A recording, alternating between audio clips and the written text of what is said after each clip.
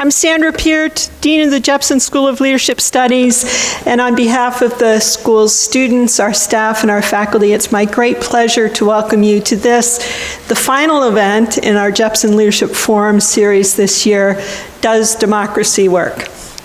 I'd like to take a few seconds to thank and congratulate the co-leaders of this series this year, Dr. Thad Williamson and Dr. Allison Archer. It was their ideas and conversations that inspired this terrific theme and which brought us the wonderful speakers that we've had this year. I know you'll agree with me. Yes.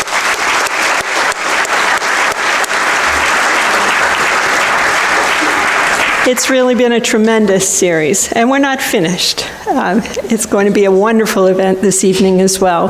I'd like to as well welcome our alumni and friends who are watching us from places afar. We're live streaming this, and it's wonderful to have you here as well. And now it's my great pleasure to invite Dr. Ronald A. Crutcher to the stage to introduce our speaker.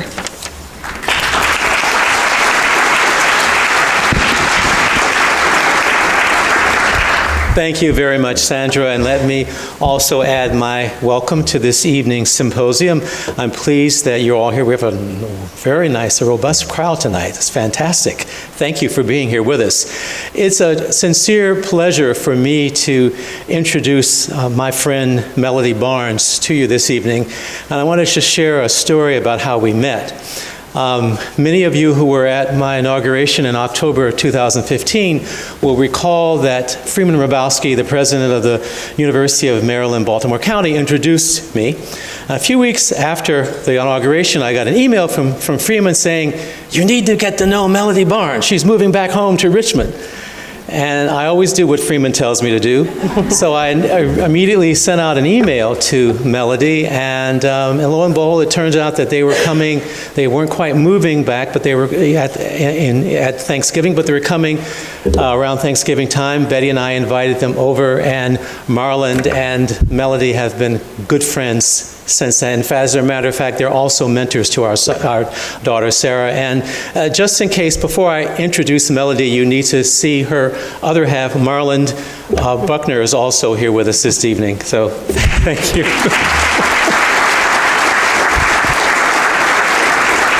Now, Melody has had a very distinguished career, so I'm just going to give you an abridged version of her bio tonight. She's currently the co-director for policy and public affairs for the Democracy Initiative at the University of Virginia, where she also serves as a professor of practice at the Miller Center of Public Affairs and a distinguished fellow at the University of Virginia Law School. From January 2009 until January 2012, she served in the Obama administration as assistant to the president and director of the White House Domestic Policy Council. She also served as chief of staff, or chief counsel rather, to Senator Edward M. Kennedy on the Senate Judiciary Committee. Melody is a co-founder of MB2 Solutions, a Richmond, Virginia-based public policy and domestic strategy firm. She earned her BA from the University of North Carolina at Chapel Hill, where she graduated with honors in history, and then went on to get a JD degree from the University of Michigan. Melanie serves on a number of corporate, nonprofit, and foundation boards, but what I've been most impressed with as a native, as she coming back to her native home, how she has really gotten right back into the swing of things in this city and has joined many of the very important efforts that we're trying to promote here in the city of Richmond. I'm thrilled to have her as a friend and as a fellow Richmonder, and I will now invite her to the stage so she can share her comments with us.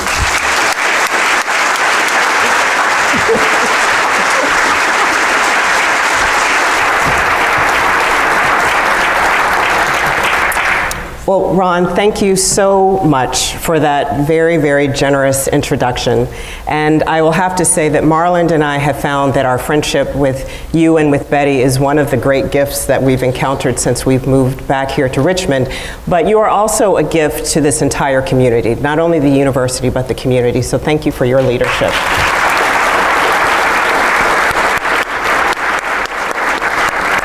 And I also want to thank Allison and Thad and Shannon and the coordinators of this wonderful, wonderful Jepson Leadership Speaker Series. I know that you've had speakers here from the mayor to my friend Peter Edelman and some of the most distinguished scholars in the country talking about the challenges and the most important issues that are facing our democracy today. I also realize that I am what stands between not only you all and the reception, but also you all being able to declare victory for the entire series. So I feel a little pressure, but I am looking forward to engaging with all of you all tonight. So thank you so much for having me. This evening, we're going to continue a conversation about the challenges, the viability, the effectiveness of democracy. But before I continue, I want to ask a few people to join me on stage tonight. Ed Shepard is 92. His gas station stopped pumping in 1995. Up this main street, there wasn't an empty building that didn't have a prosperous business in it. But little by little, they began to close one after the other. And now it's down to a ghost town, a ghost county, really. When was the last time someone stopped and asked you for some help with their I don't know, 4 or 5 days ago, I don't remember exact.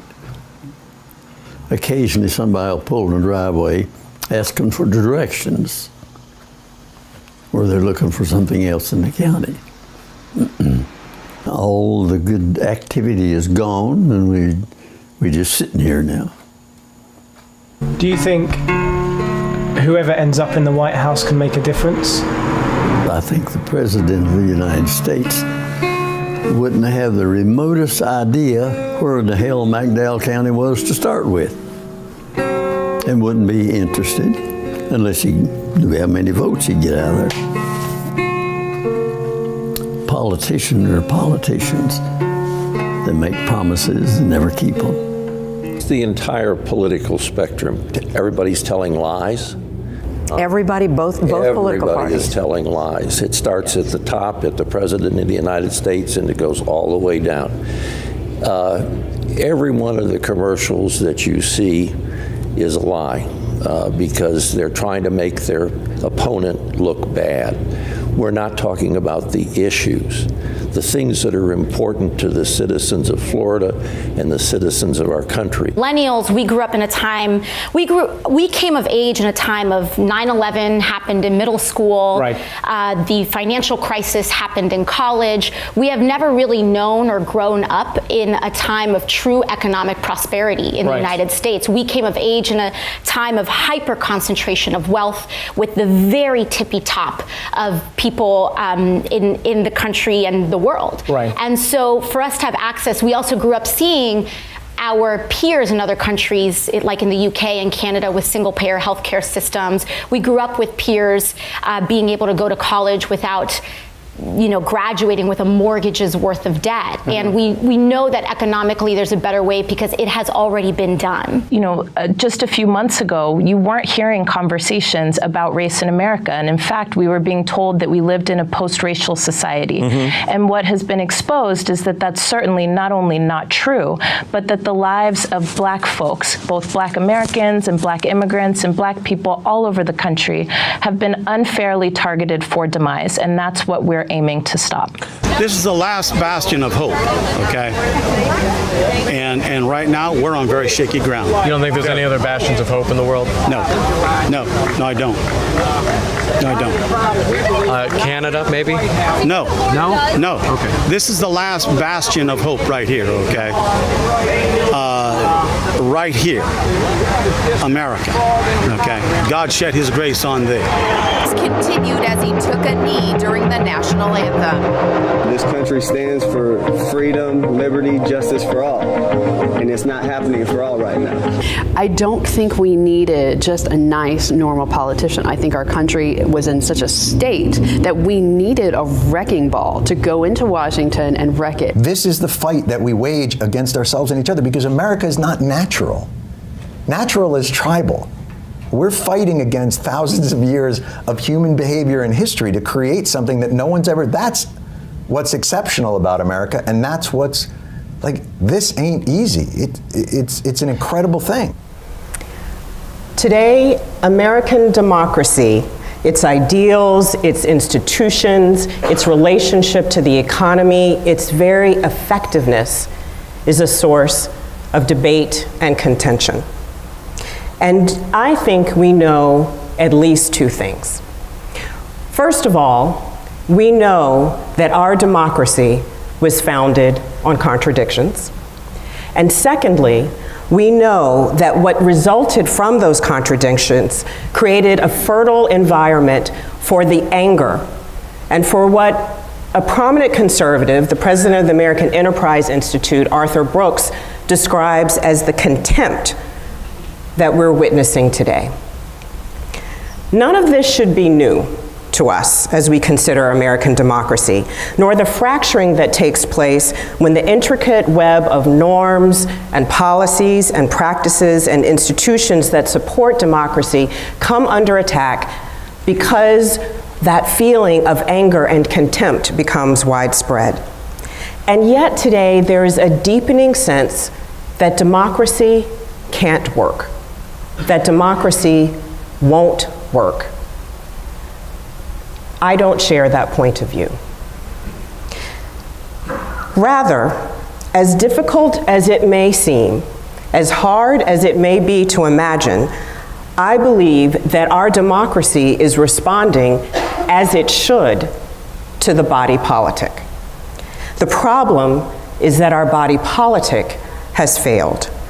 From the beginning, we built our democracy on a sick civic culture. And what we're seeing today is the fruit of that tree, the misalignment between our ideals and our reality. But the opportunity to pursue the civic ideas at the heart of American democracy and make them our own, not to renew, not to restore, but for the first time to make them our own and to execute upon them is in front of us. And we have the opportunity to have our democracy respond in kind.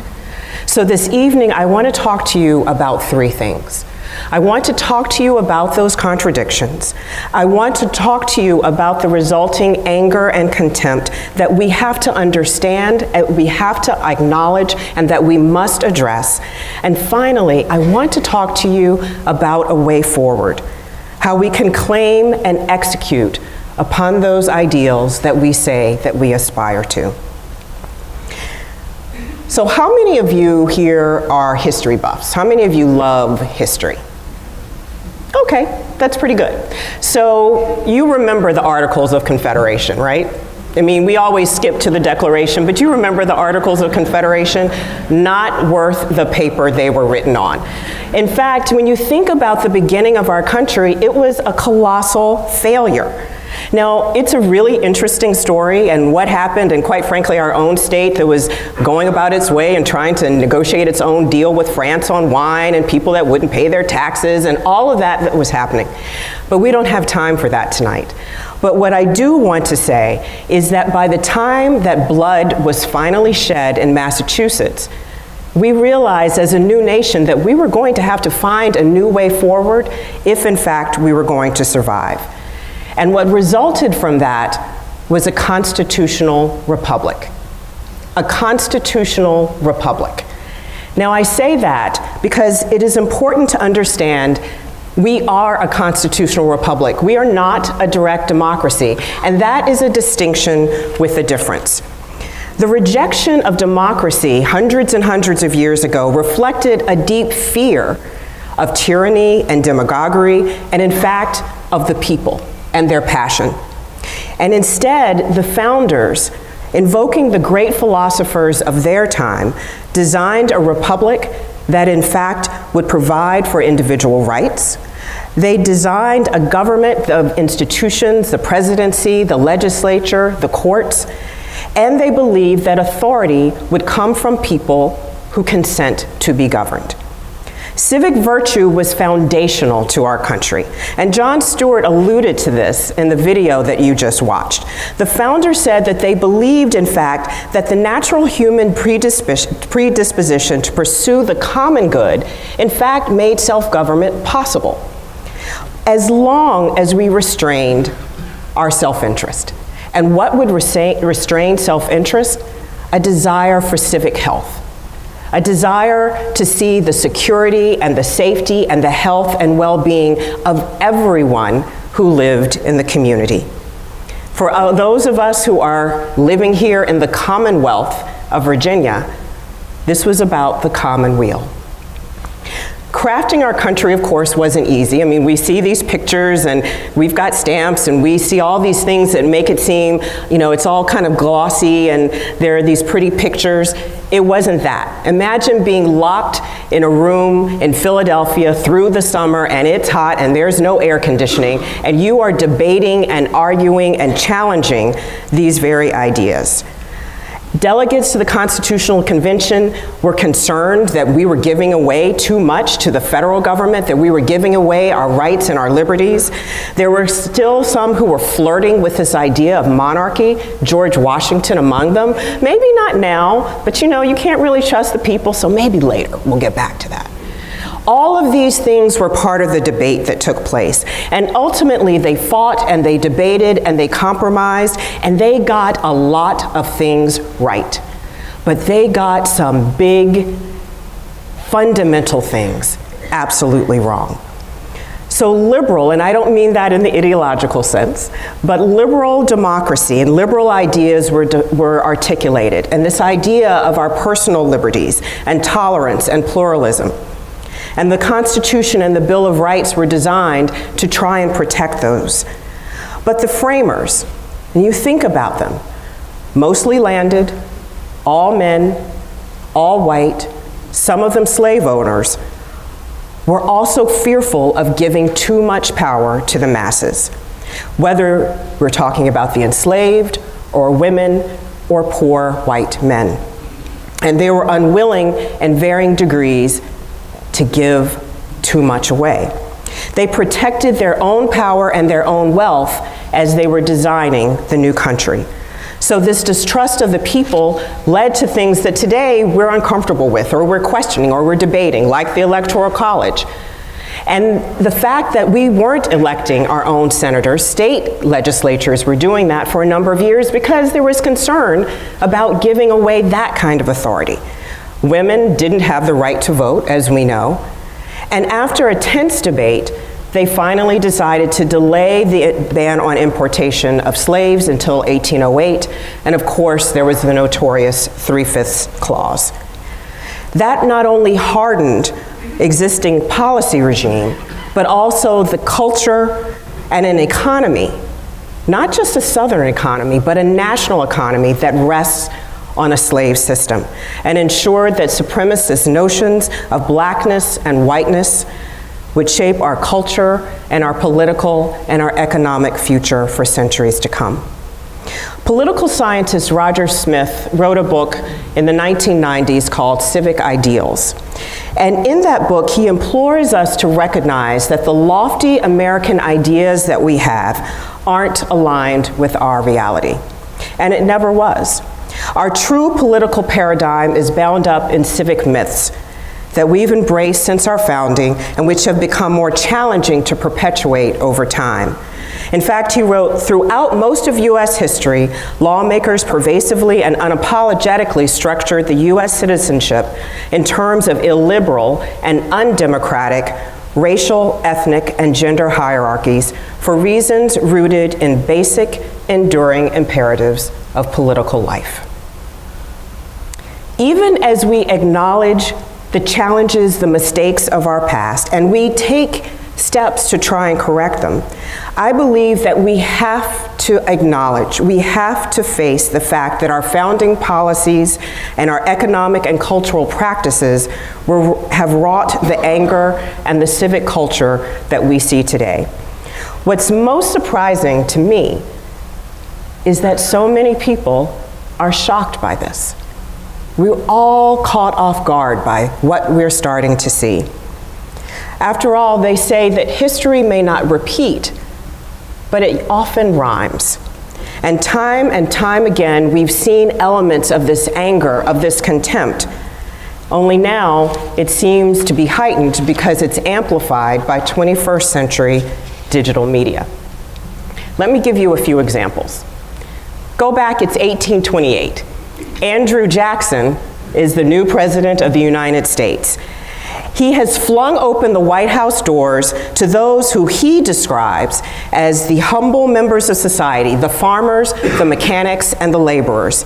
And he rode that tide of populism all the way to the White House, speaking to and voicing the concerns of white Americans who had in fact been marginalized. He simultaneously was a champion of Indian removal and the massacre of thousands and thousands and thousands of Indians, and a proponent of slavery. The most notorious period of American anger, of course, was the Civil War.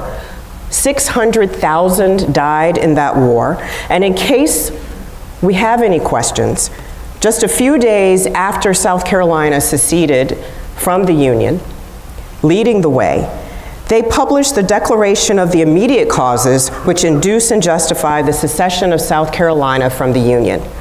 And in it they wrote, "A geographical line has been drawn across the Union, and all the states north of that line have united in the election of a man to the high office of the President of the United States, whose opinions and purposes are hostile to slavery. The guarantees of the Constitution will then no longer exist. The equal rights of the states will be lost. The slave-holding states will no longer have the power of self-government or self-protection, and the federal government will have become their enemy." Anger.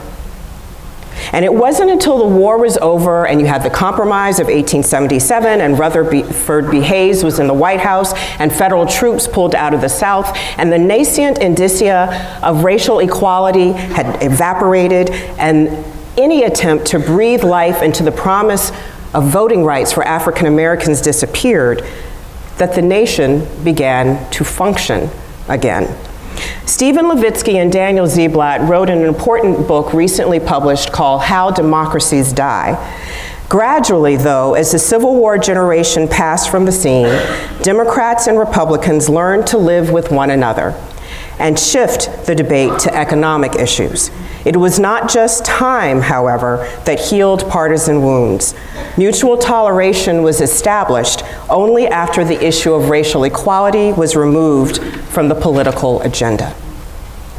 In fact, attention did shift to economic issues because populism and economic progressivism were on the rise. They were a response to the anger that so many were feeling as the country started to industrialize. After the Civil War, you think about it, railroads, this was the great age of rail, and railroads started to crisscross the country. And as that started to happen, the country became smaller. Pittsburgh was producing steel. Cleveland was refining oil. Railroads were literally driving industrialization. Coal was coming from Wyoming, timber from the Pacific Northwest, minerals from the Southwest, and people were moving along with the railroads. You had farm kids that were going to big cities. You had sharecroppers and slaves that were moving, former slaves that were moving to Richmond and to New York and to Philadelphia and elsewhere. But the prosperity was not shared. Working conditions were deplorable. Child labor laws, are you kidding? And at the same time that farmers were working harder, they were making less. Crop prices were declining at the same time that railroad costs were going up. And to add insult to injury, if you needed a mortgage or a loan, you were paying 20, 30, 50% interest, because these were the days before predatory lending laws or anti-predatory lending laws existed. So by 1896, America's anger had reached a fever pitch, and there was a full-throated populist movement, and William Jennings Bryan, the great commoner, ran not once, not twice, but 3 times for the White House. And he failed, but he was voicing that anger about economic inequity that was spreading across the country. It would be 40 years until Franklin Roosevelt's New Deal that we saw the rise of economic progressivism and an attempt to facilitate greater opportunity for more people. And yet, for all that the New Deal did do, at the same time, it left racial inequality intact and allowed it to harden as redlining and racial covenants and FHA-sponsored suburbs that didn't allow people of color began to flourish.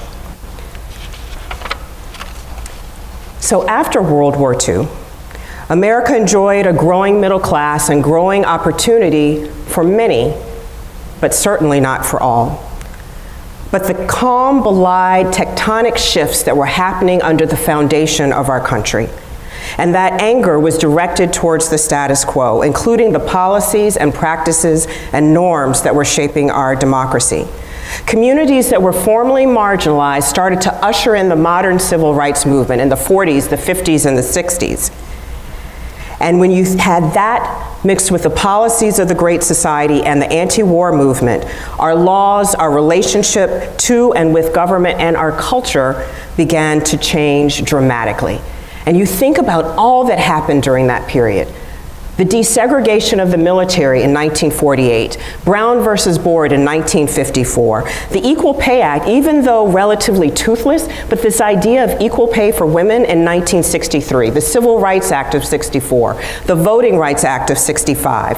You had laws that were passed to ensure greater food security and to address issues of nutrition for the elderly and the poor. You had the Immigration and Nationalization Security Act that was passed. You had Head Start passed. You had the Higher Education Act become law. You had Social Security that was modified to include Medicare and Medicaid. All of these dramatic shifts that were happening during this period of time.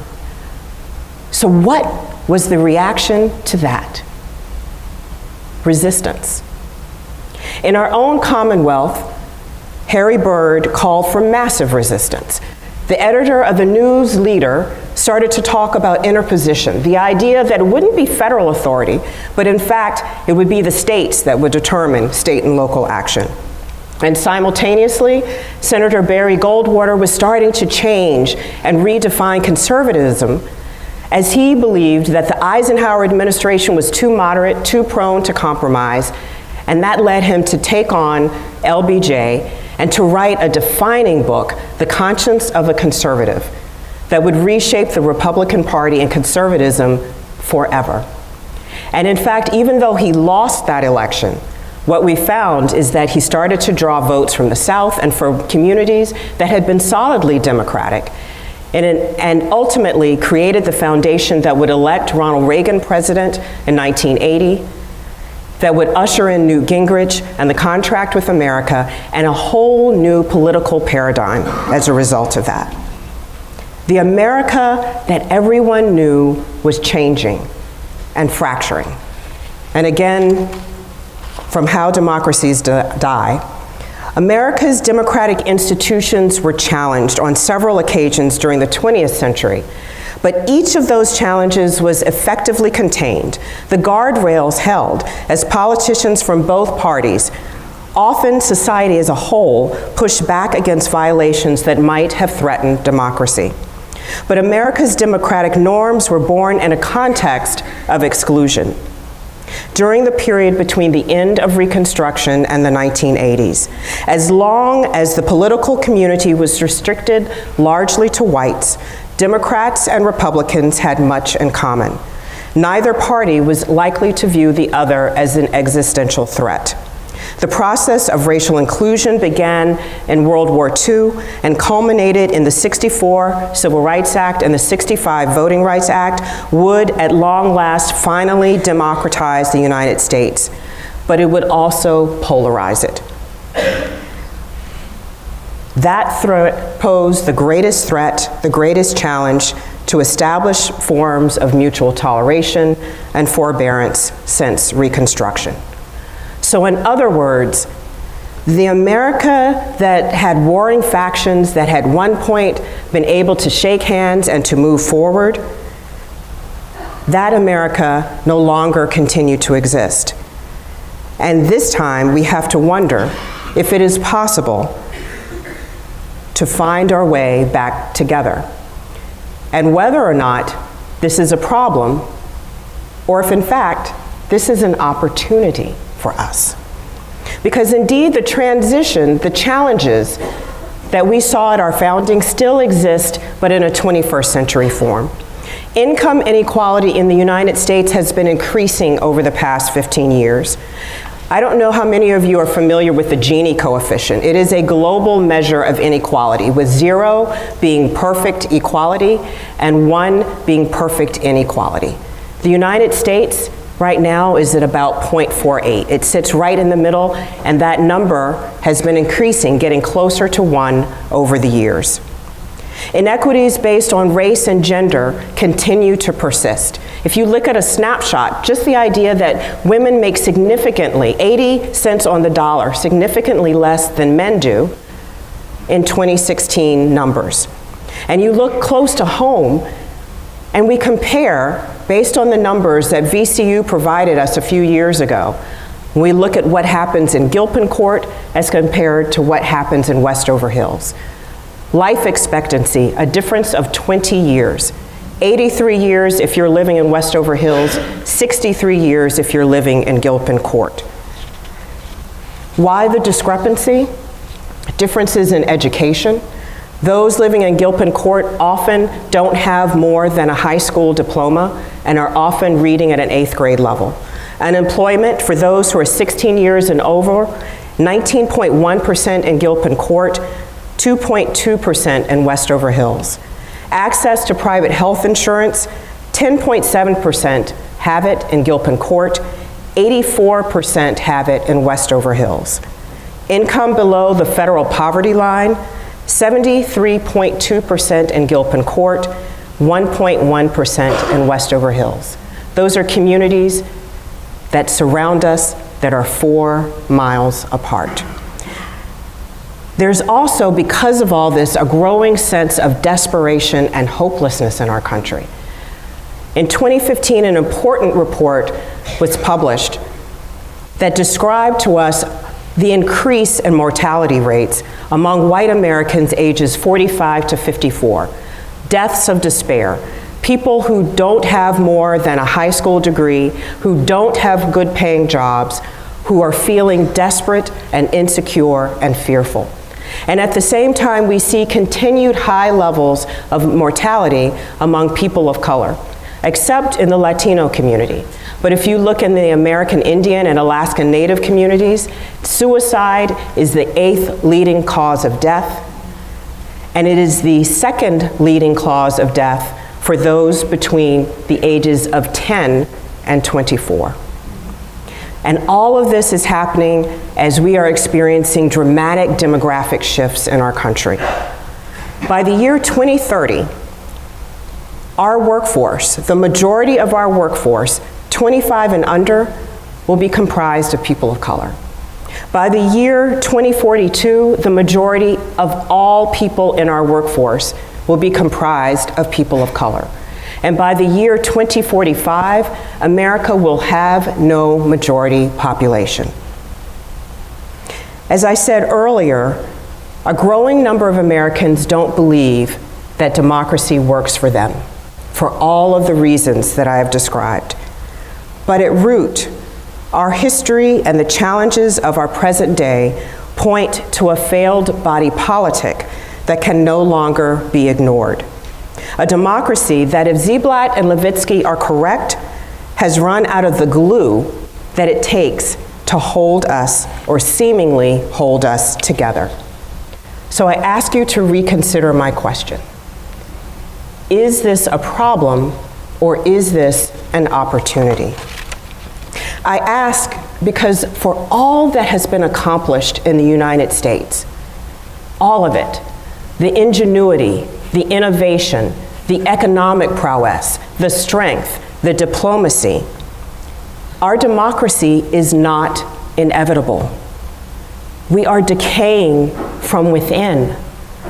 The cancer on our civic health must be addressed, or we will continue to upend our norms and our institutions as we remain locked in a battle over supremacy and patriarchy and power.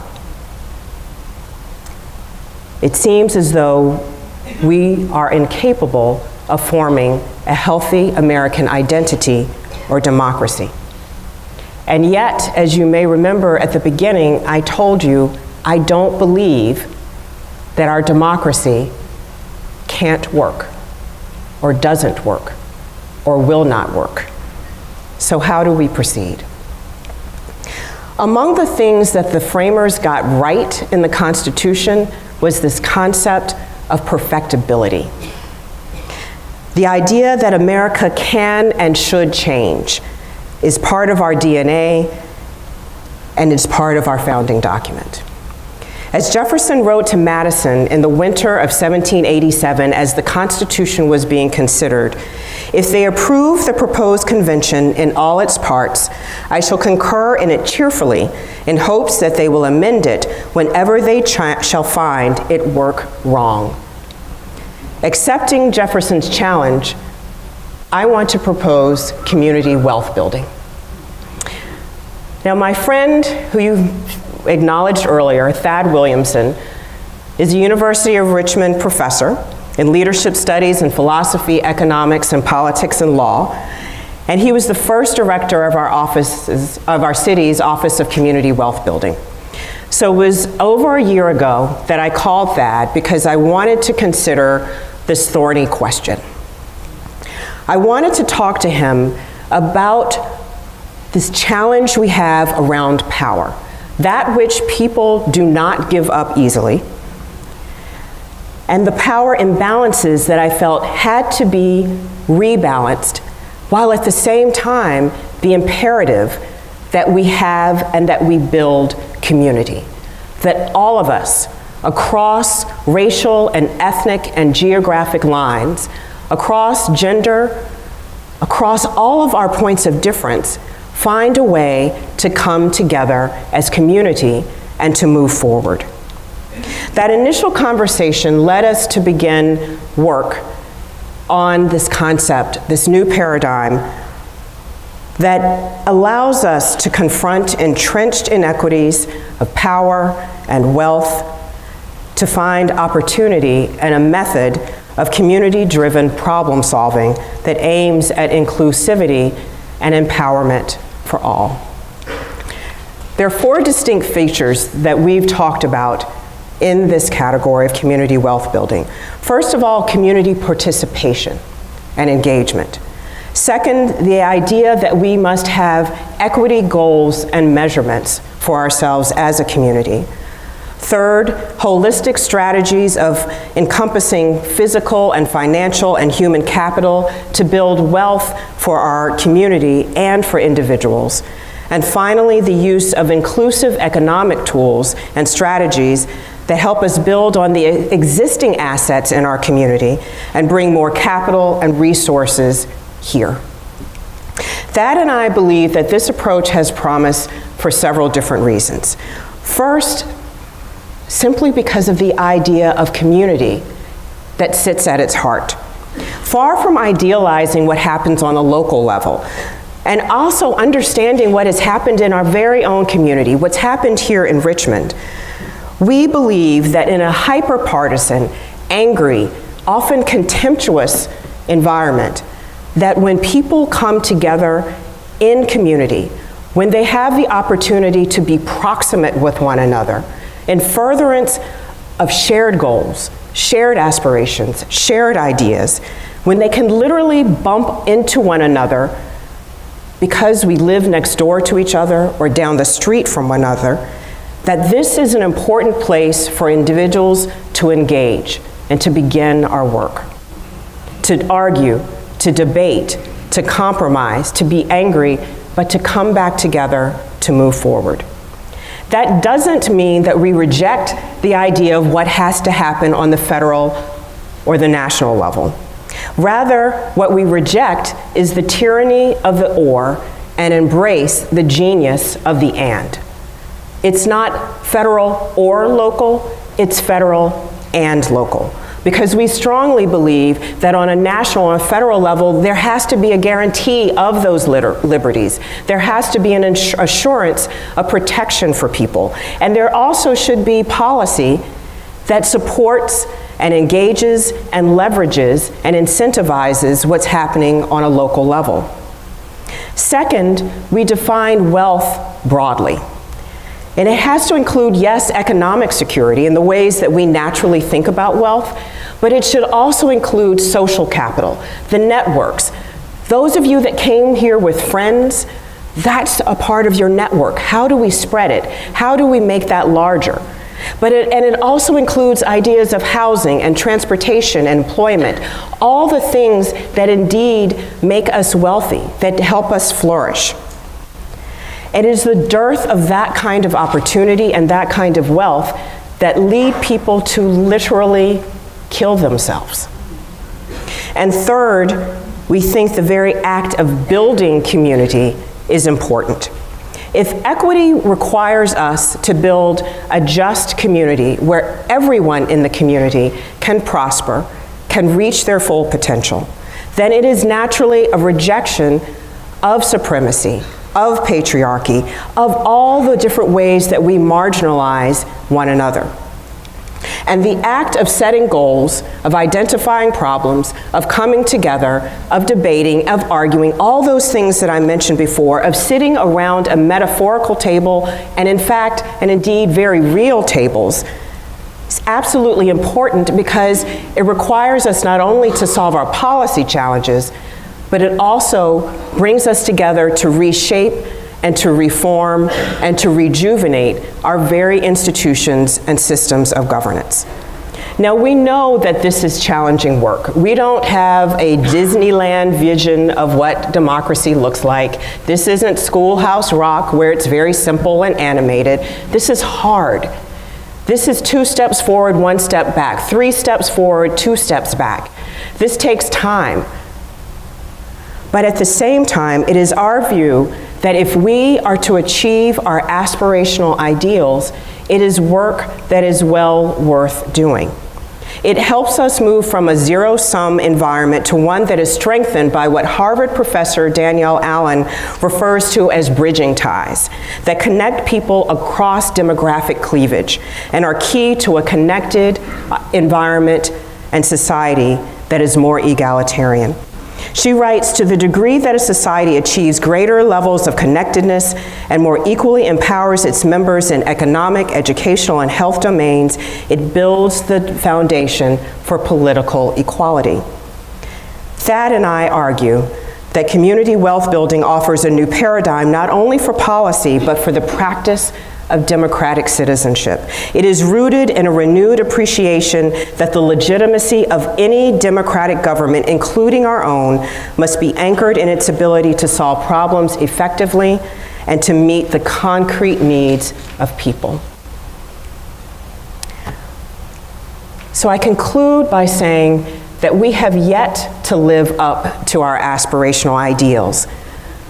But this African American woman, this Richmonder, this Virginian, this American believes that our past does not have to be our future. Americans have failed to fully acknowledge and address the foundational inequities that are antithetical to our stated liberal democratic principles. And the effect is a body politic that is in dire need of being healed. Only then will our democratic norms and our institutions and our practices follow in kind. And until then, many will continue to disregard democracy as a form of government in which they can be represented, in which they can participate, and which they believe can meet their needs. Harlem Renaissance poet Langston Hughes was one such American, if you understand and know anything about his history. And I want to leave you, as any good policy wonk would, with a few lines from one of his poems. Let America be America again. Now, I encourage you all to read this poem in its entirety, because it picks up on the American leitmotif of the kinds of contradictions that I talk about, of the anger that we have seen in the past and that we are feeling and experiencing and seeing right now. But at the same time, it aspires to community. It speaks to Americans and immigrants across all divisions, rural and urban, and it even nods and winks generations ago at what America can't be again because it never was, but could be in the future.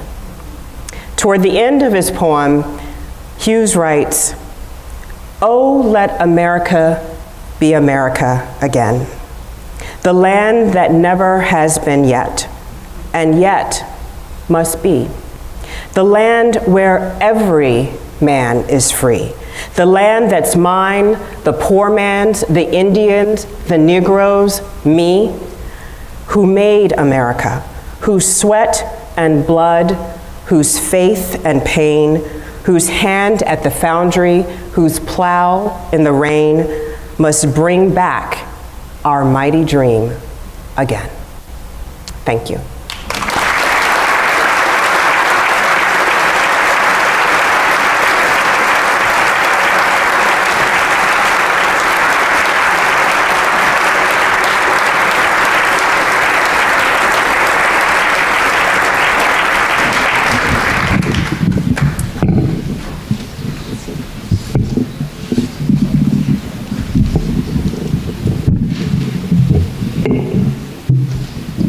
So now there's an opportunity for questions, and there are microphones on the aisles for anyone who would like to ask a question.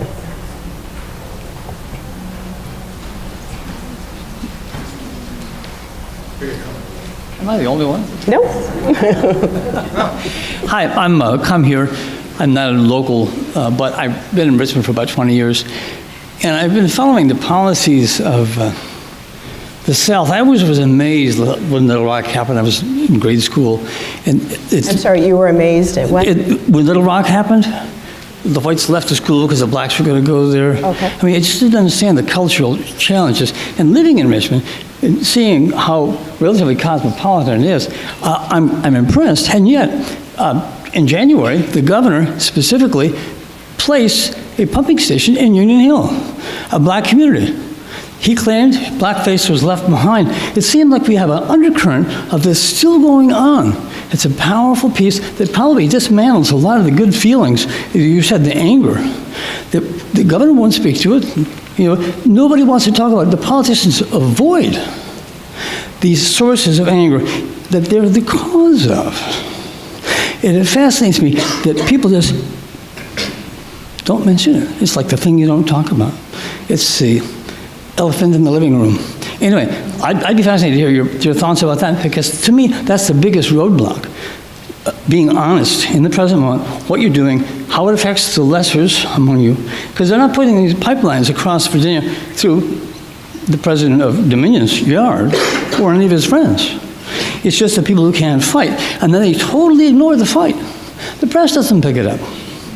This is, I think, how our nation was founded, on these contradictions. This is a contradiction itself, taking advantage of the powerless by the powerful, and that will keep things like that in place, the same things we're concerned about right now. Thank you. Thank you. A couple of things I would say in response to that. I mean, I think, first of all, you're right, this is the elephant in the room. There are two things. I want to address that, and then also this idea of power and community-based power. This is the elephant in the room. It is the issue that makes people feel uncomfortable. And certainly if you're a politician, I've worked for a lot of politicians, it's not necessarily a thing that you want to lead with and go out and discuss. But at the same time, I believe, to your point, it is absolutely imperative that we have this conversation as a community and as a country. And that we do it in a way that is honest and fact-based, and people will debate. But at the same time, that is honest, and we do it in a way that isn't hostile, It is in a way that pushes people back in their corners, but it is done in a way that we can connect the dots through our history to our present day so that we can understand the challenges and how we get at the root of those challenges and solve them. I know there are people in the room, Harold Fisher is in the room for communities and schools. I would imagine if you talk to Harold about the challenges that he sees in Richmond Public Schools today, you could connect the dots back through history to understand how we got there and how we need to go about solving them. But it's a difficult conversation, and it's a muscle that we have to learn to exercise so that we can address these issues. I think to your other point, and this goes to this idea of community power building and community wealth building, that in order to right power imbalances, we have to find ways to bring and to build out tables to include the entire community so that community voice is heard. It is something that I've seen happen in communities around the country. It is at the same time a hard thing to do, in all honesty. It is in some ways not natural. I mean, people who are used to sitting at tables with one another, tables of power, don't necessarily say, well, let me pull up a chair for someone who hasn't been here before. It often feels, and it often is, something that takes a lot of time. It takes longer than normally just kind of blowing through and moving more quickly to get to an answer. But at the same time, when we compare what's happened in communities that have tried to do this with those who haven't, what we've seen is that the solutions that are found end up being more sticky. They end up being more resilient. People find themselves to be more bought in. But at the same time, and this is the last thing I'll say in response to this will never be kumbaya. Right? I mean, we live in a constitutional republic. We will debate, we will argue, we will fight with one another. But part of what we have to achieve is the sense that for people, that the fight is at least a fair one, that I had the opportunity to participate, that my voice was heard, and even if you don't like the outcome, I live to fight another day, but I do that inside institutions and a system that I believe are reliable and fair. First of all, I really enjoyed your thoughtful remarks. Wonderful. Thank you. 30 years ago, the major American retail corporations, beginning with Walmart, with complete, total freedom and no prohibitions, began item by item, product by product, to outsource the manufacturing to other countries. And there was no prohibition on that. And I'm curious as to whether your concept of community that you spoke about at the end could possibly form a basis where, in selfish self-interest, American consumers of all classes could bond together in a program of some sort to insist, using their vast, vast powers, economic powers, that that process slowly be reversed over, say, a 10-year period, so that once again, maybe 10 years out, at least 50% of goods sold in their stores were once again manufactured in the United States. And I ask this question because I don't see that particularly drawn upon as a thought by politicians. And I've as long as I've thought about this, I think it's going to have to come from individual people bonding together. I'd love your comments on that. Thank you. Sure, thank you for your question. A couple of things in response to that. I think one, no matter where you sit on the issue of globalization and how companies respond and how consumers respond to that the genie is out of the bottle. The toothpaste is out of the tube. And even we as consumers, even as we express frustration around that, we also like our cheaper goods. We like all the things that we have access to. We like the fact that you can have, you can live in Wisconsin, you can have pineapple in December. I mean, we like to have all of those things. So I think we have to understand how we are going to address the issues that are associated with globalization, while simultaneously recognizing that the world has become smaller. And in fact, one of the things that we know as a result of globalization is that internationally we have created middle class, and certainly we've decreased poverty in some parts of the world as a result of the fact that the globe is much, much smaller. But I also understand the point that you're making, which is a desire to see more that is made in the United States by, and hopefully I may be going a bridge too far, but I'm assuming more jobs for workers here in the United States and more goods that are produced here. I mean, I think one of the things that's interesting to see is what is happening in our own community and what is being embraced in our own community and what consumers can aspire to, which is there is an embrace of local goods and local services, and we can create those markets, and we can support those kinds of goods and services and the employment that is associated with them, while at the same time recognizing that we aren't going to be able to stop, and I think in many cases people don't want to stop, all that has come with the fact that we live in a global economy, and we are able to access goods and services that we otherwise wouldn't be able to access. But every time someone, and my dad is here, who often, as we drive through Scott's Addition, he's like, just how much beer can people drink? But a lot. But, those are businesses, those are jobs that are being created. I look, up and down Broad Street, and I see, smaller boutiques that only exist here in Richmond. I see what is produced as a result of our great cultural assets here, the businesses that come here, the businesses that are started here by those who are graduating from the University of Richmond, from VCU, from Reynolds Community College, from Virginia Union. All of that is a way for us to support that which is local and to support jobs, but at the same time recognize that we do in fact live in a global economy. Hi, I appreciated how you went through history. I agreed with your premise and how you brought us through. But I also have this, I lived for a short while as a young person in a very integrated neighborhood, with my parents and stuff. That's all fallen apart. It's all gone away. It's like, whatever happened to all of that? So now that I have time and more understanding and experience, I want to be part of the solution. And I have to assume that half the people in the room here anyway would at least fancy themselves as wanting to be part of the solution.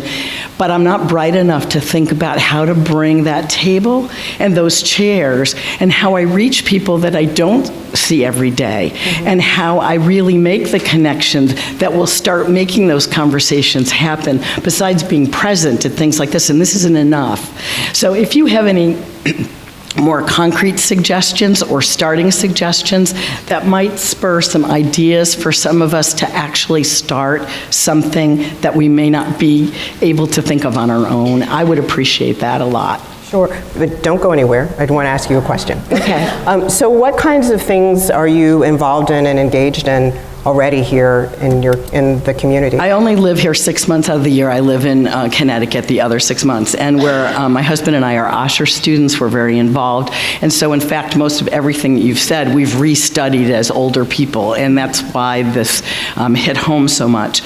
And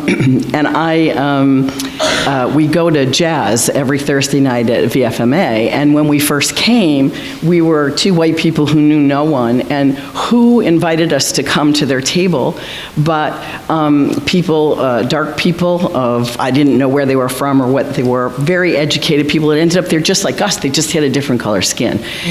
But they were the people who reached out. So we've had all kinds of conversations, but that still doesn't get me to that next place. So I learned things about Jim Crow from now one of my dearest friends in Richmond who happens to be in his 80s that I never heard growing up. I didn't understand any of that. And so it was that's what they mean when they say white privilege really down and dirty, so I don't know if that's helping giving you an idea. Sure, and I was just curious, obviously we haven't, this isn't set up, we've never met before, no.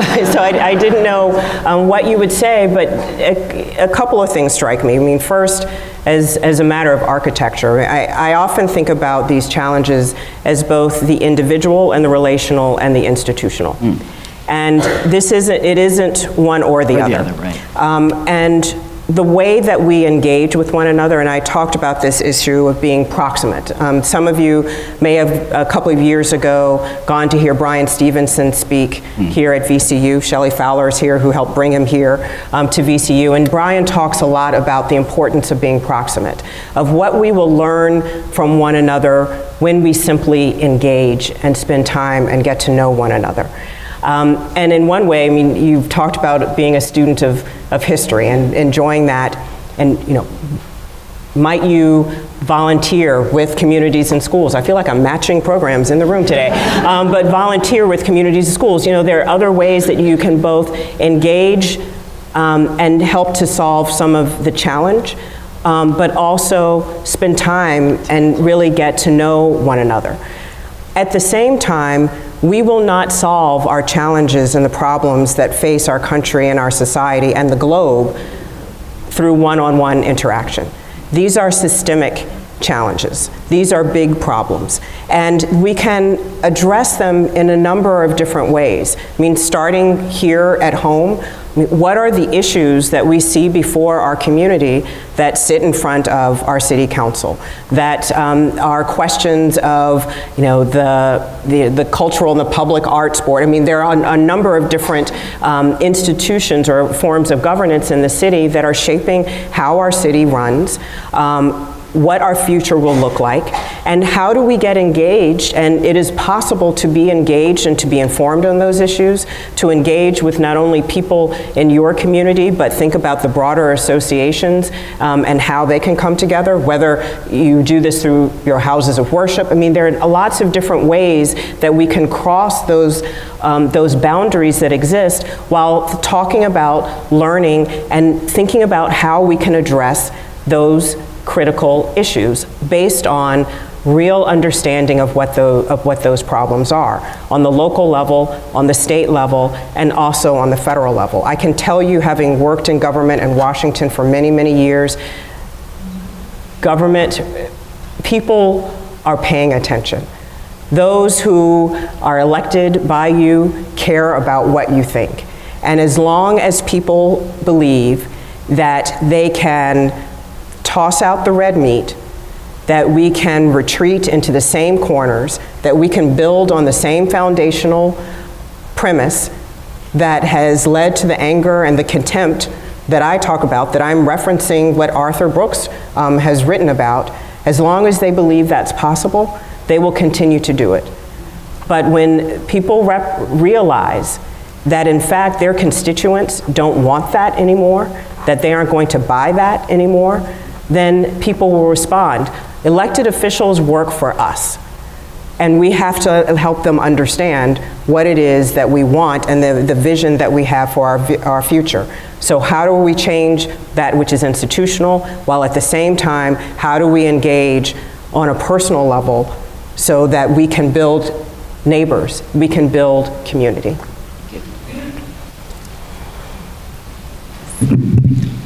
Sorry, I'm short.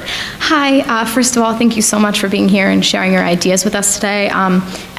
You mentioned this idea of this anger in our nation a lot when you were talking to us today. And as someone who has been growing up in this era where my first vote was in the 2016 presidential election, I feel like a lot of this anger is coming out as ideas about equity and inequity regarding gender and race, especially about rhetoric, very disturbing, very discriminatory rhetoric by our elected officials. And I was wondering, as a woman who spent so much time in the political sphere and being asked by an undergraduate woman who hopes to go into law and potentially politics, how you think this rhetoric is affecting our nation, affecting our democracy, and what you think that not only we as a polarized nation, but as individuals on a college campus can do about it. Thank you. Yeah, thank you for your question. You know, language and rhetoric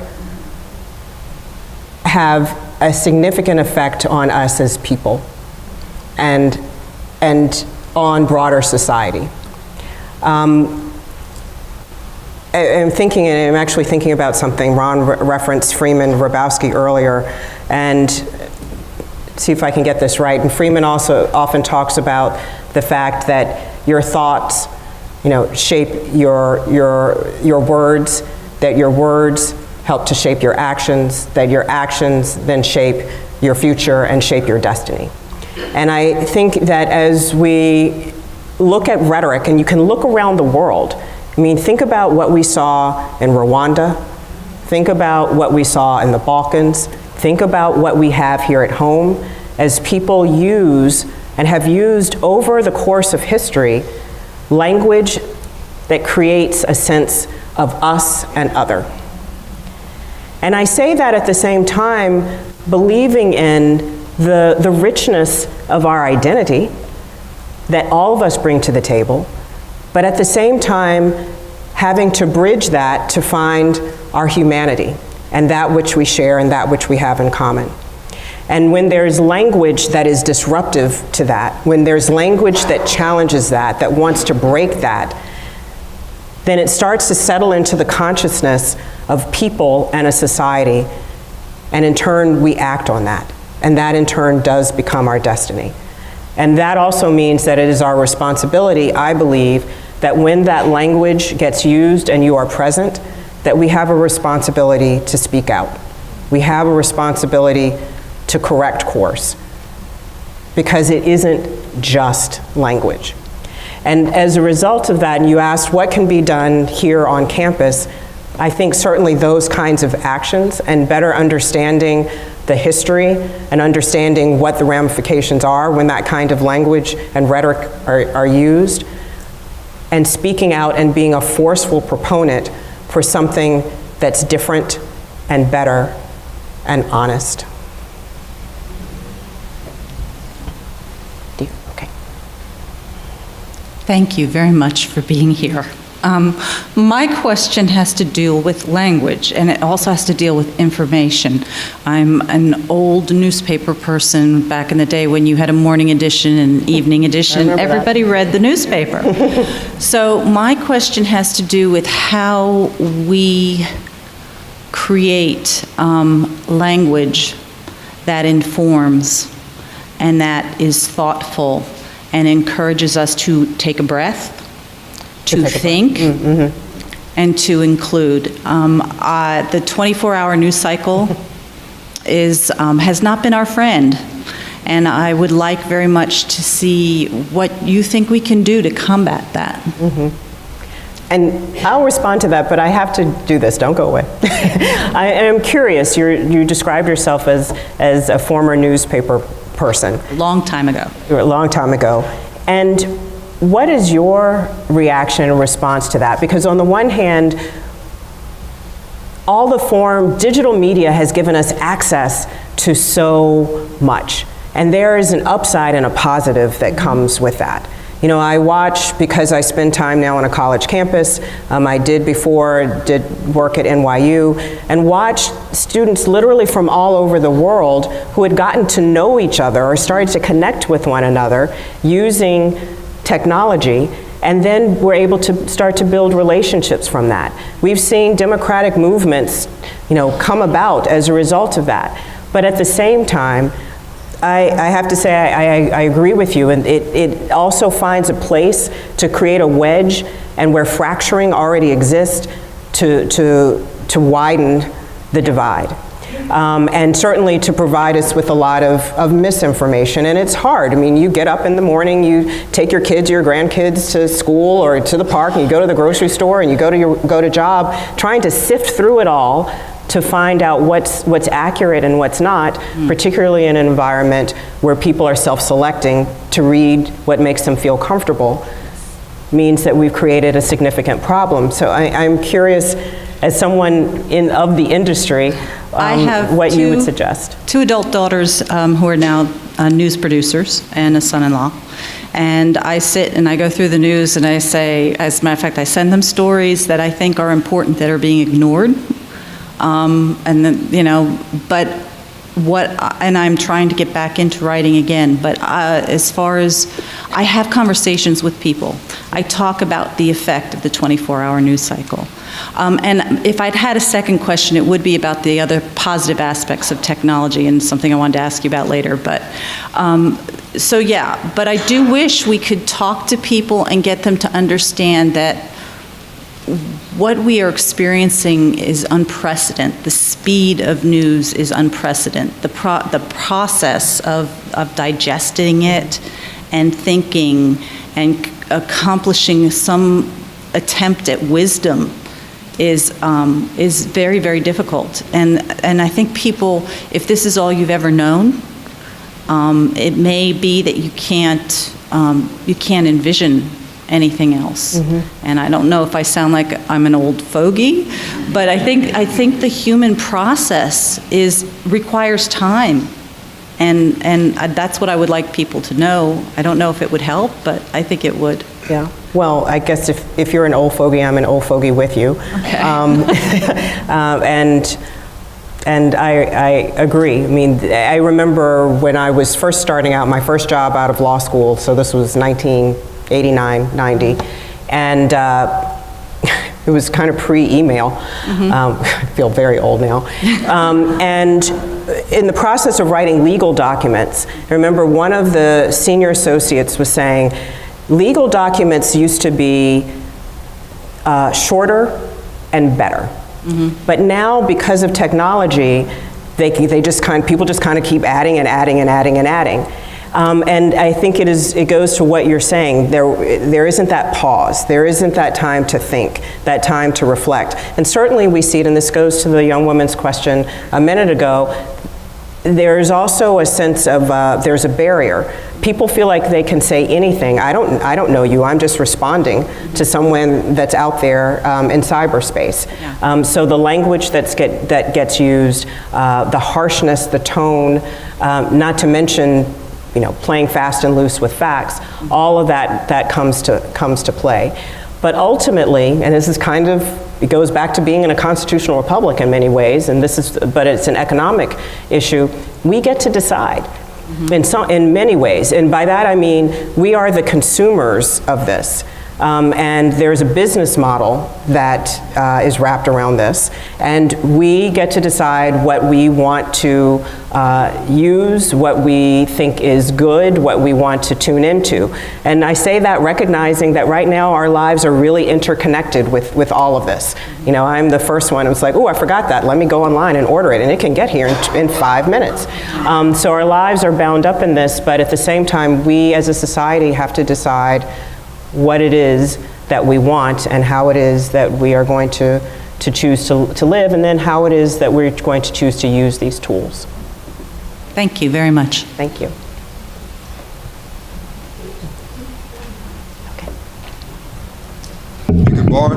Deacon Barnes, Mrs. Barnes. There's so much going on. It was great to hear you tonight. I did not know what to expect when the title is Does Democracy Work? To hear you do the deep dive that you did tonight with the audience that you have, I was really fascinated by it. When you mentioned Madison and Jefferson wrote something that I hadn't heard about, and why net neutrality is so important, like looking at the Statue of Liberty and knowing that the chains on her ankles there, most people don't know that they exist. But one of the things that Madison did say that back during the Federalist paper, that a man who is possessed of wealth, who lolls on his sofa or rolls in his carriage, cannot judge the wants or feelings of the day laborer. He went on to conclude with that landowners ought to have a share in the government to support these invaluable interests and to balance the check of the others. They ought to be so constituted as to protect the minority of the opulent against the majority. The Senate, therefore, ought to be this body. And to answer these purposes, they ought to have permanency and stability. Are you familiar with that? Parts of it, but not all of it, no. I had never heard that until this year, till I found it on the internet. Yeah. There is so much going on when See, it can be useful. It is very useful. And Chuck Richardson said something too. Protecting the minority of the opulent minority. And that was just unbelievable to me, that this is what Madison said, and it was never taught to us in school, or the chains on the ankles of the Statue of Liberty, if you look it up. I also know the Office of Community Wealth Building and would stop by there occasionally and thought it was such a great opportunity and the only one in the country. But as Dr. King said, the new civil rights movement will be economic. We are having a meeting on April 20th, Saturday after this coming Saturday. Have you moved back to the area? Oh, we've been back here for almost 4 years. Excellent, excellent. We're having a meeting on April 20th. I'll call it the new Black Panther Party. And I'd like to invite that gentleman in the jacket who stood up earlier, who's gone, the newspaper lady, and the lady from Connecticut, to come and join the new Black Panther Party movement. But I'd like to also invite you. I emailed text some of the people who said that you should be here also, because the things you're saying, we need to do that deep dive. Solutions is what this meeting is about. It's not a meeting or a talking contest. It's a working session to come up with solutions in reaction to the governor's blackface here in Virginia. To me, it's no coincidence that as we approach the 400th anniversary of captive Africans landing in 1619, that Donald Trump is president, that the governor has a blackface picture back in his college days, and that we have, as you say, an opportunity to make things happen. So I will get with you after this, but I guess and the question that I have for you is, being in Washington and knowing the inner workings of government and how Republicans are so divisive, sometimes even having a conversation with people who are seemingly existentialists rather than the Christians they claim to be, how do you bridge that gap? That's the question. Well, I thank you for your question and the invitation. When I started the video, one of the men that spoke to the fact that he believed that people were lying on both sides of the aisle. And I think that what we have to come to grips with is, beyond a political solution and the focus on the political, which I have done for most of my career, is that we also have to do a deep dive to look at something that, in my opinion, is even more important, which is what sits at the root of these challenges and these problems.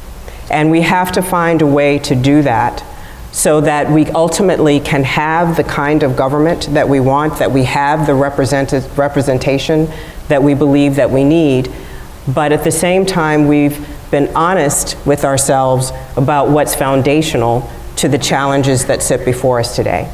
And those challenges don't just play out in 2-year or 4-year cycles. They play out in generational cycles across centuries.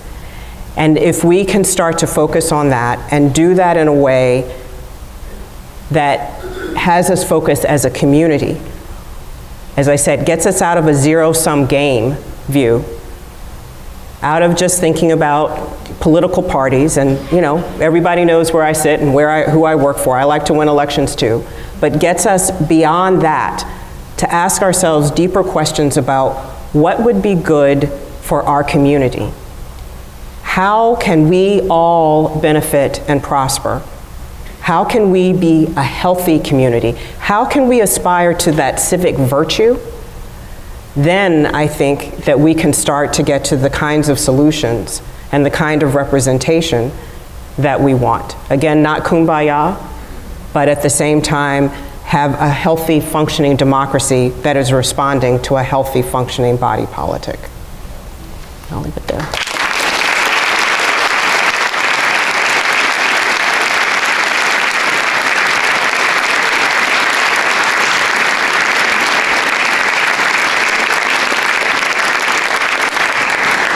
Before you disperse, let me just say that the conversations may continue in the lobby as you join us for a reception. We'd love to see you there.